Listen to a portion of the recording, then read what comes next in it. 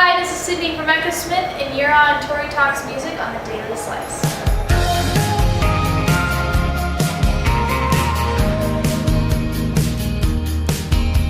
First of all, can you just introduce yourself for anyone who doesn't know who you are, your name, what you do in your band, and your favorite kind of pizza topping? I'm Sydney, and I sing in Echosmith, and wow, that's a great question. I really like Hawaiian pizza, so I don't have one favorite topping, but like, what's on it? It's like the pineapple. It's like ham and pineapple or something. Yeah, and sometimes I like to have onions on it. I don't know. Sounds good. Yeah, I like everything on it. So how's Warped Tour so far this year? I mean, I know you guys were on it last year, so like, how's the experience this year different from last year? This year's really cool because we get to see how it's grown in a year, because we're playing most of the same venues on a different stage, but it's really cool to see pictures of last year's crowd and this year's crowd. And I mean, yeah, the numbers are growing, which is insane and incredible, but what's even cooler is seeing how the passion has changed over the past year of touring. Now, was there anything that you learned last year on the Warped Tour that you kind of carried over to this year that like influenced the way you prepare? Yeah, I mean, for like practical reasons, I mean, you learn that you don't need as many clothes, as many pairs of shoes, but I still brought too many shoes this year, which I feel like that's what every girl does on this tour. Or even guys, actually. All my brothers, I think they brought as many shoes as I did. But I mean, you don't need to pack too much because you end up wearing generally the same kind of thing every day. And also just in general for the band, you know, hard work pays off. And that's really what I learned last year.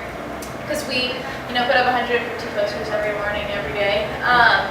And got up at 7 a.m. and walked up and down the lines handing out posters and pins and free CDs and things like that. I actually got one from you. Did you? Sure, yeah. Yeah, so I mean, we did that every day, in the mornings and then throughout the day, before and after our show, no matter what time we played. So it was pretty crazy and we did a lot, but I mean, we even got limited to 15 posters this year because we did too many last year, which is actually kind of cool. But yeah, I mean, it was really cool to see how the hard work does pay off, and I mean, it's a good reminder, no matter what kind of work you're doing, to really give it your all, especially if you're going for the first time, you know, and really making a mark, no matter what environment you're in. Now, do you have one like out of the ordinary item that you found is like a must-have on this tour?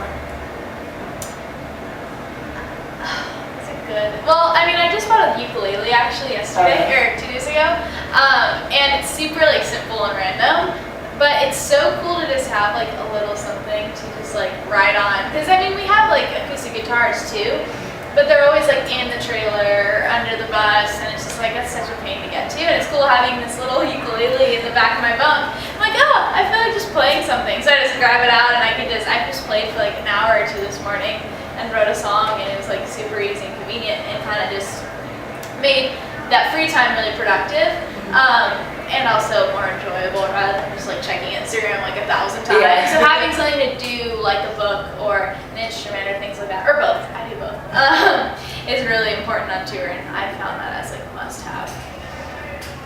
Now, do you think that your experience personally is any different on a tour like this because you're traveling with your family?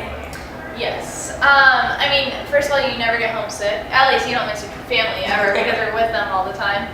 I mean, you can miss your own home and your friends. That definitely happens. But I mean, you don't have to miss your family because a lot of people are like, oh man, I miss my mom or my dad or my brothers and things like that. But it is cool because we learned, you know, our entire lives how to deal with each other and how to work together, and we know everything about each other. And a lot of bands are still figuring that out. And we're figuring out how to say, you know, hey, you kind of smell bad, or hey, you know, like, don't wear that, or don't, you know, play that, or things like that.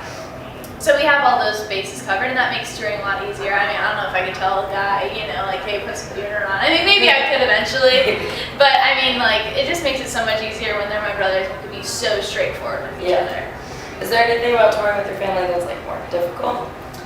I mean, when you're with people so much, no matter who they are, especially the time that I spend with them, because we're together at home, because we have to do work at home, and when we're on tour. So, I mean, you never really get a break from each other unless you like go hang out with friends, which that doesn't get to happen much. So, I mean, that gets hard sometimes because obviously you're gonna get on each other's nerves and you're gonna get in fights or things like that. But you have to kind of control that and make sure that you set time aside every day for, talking to other people that aren't in your crew, you know what I mean? Or even just spending some alone time. So, I mean, it's definitely you have to deal with yourself first to make sure that you don't like blow up on other people, you know? So, I mean, that can be a challenge, but it's overcome pretty easily. Well, it sounds like you guys are having a good time. Yeah. Now, as a band as a whole, like, we've seen a ton of growth from you guys since Warped last year. So, I mean, what advice would you give to a band that's kind of like maybe in the same position that you were in last year, or like kind of more in the beginning stages and like trying to get on Warped Tour for that first time? Like, what kind of advice do you have for those kinds of bands? I would say give it your all. I kind of touched base on that a little bit earlier, but I mean, even if your band's sound isn't necessarily fitting into Warped Tour, or you don't sound like anybody else, and that was the position we were in last year, we decided, well, whatever, let's just be ourselves and see what happens, rather than holding back a little bit because we're nervous that people like Screamo won't like us, and it's actually cool to see how the people with Metallica shirts and the Sleeping with Sirens and the Chariot shirts and things like that were coming to our shows. So it's really important to stick to who you are no matter what environment you're in. And we really learned that, and also it takes time, so patience is definitely key. I mean, some people it happens overnight, and that's cool, but that isn't the case for us. We're still, growing right now. And some people it takes 10 years. So you have to be patient if you really love it, and make sure you love it, and you're not in it for the money, because, I mean, that's like 99% of the time not there. You know what I mean? It's like, it's more about loving it rather than making a living necessarily, and being a millionaire. Yeah, because I mean, there's only a few people who are millionaires anyway in this industry. If you can like count it. And there's like so many other people who are really struggling to get by, but they love it, so it doesn't really matter. Now, when the tour ends, do you guys have any noteworthy plans that you can talk about yet? Nothing we can talk about yet, but we have a fall tour that we'll be announcing soon, and lots of radio shows and headlining and opening, and a little bit of everything. So we'll have lots, and we'll be back here. I'm excited. Yeah. Alright, so I have one more question for you. And since we are the Daily Slice and we are pizza themed, I have to make it a pizza themed question. Okay. So, now if your band was a pizza, who in the band would make up all of the parts of the pizza, and then what would go on the pizza? Okay. It's kind of a loaded question. Okay, it's fine. It's fun. I'm trying. Okay, Jamie would be the crust. He's kind of the oldest. Is this what you're asking? Am I answering it right? Okay. I was just making sure I didn't sound crazy. Jamie would be the crust because he's like the oldest and sometimes the leader. Even though it's pretty like equal, but he could be the base of it. I would say Noah would be the sauce because he's like, you know how sauce can be spicy sometimes? Yeah. He can be spicy sometimes. Like he can be very like, you just wouldn't expect it. He's really funny. Yeah. So that's what I would say for that. Okay. And sometimes sauce is the best part. And then the cheese is Graham. He loves cheese. And who doesn't love cheese and who doesn't love Graham? Right. So he would be the cheese. I guess that leaves me to be the toppings. I don't know.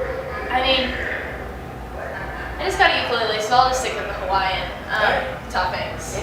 Yeah, I could be bacon and whatever else is on it. Pineapple. Yeah. I had pineapple for lunch. I'll do it. Sounds good to me. Thank you so much. Of course. Good luck on the rest of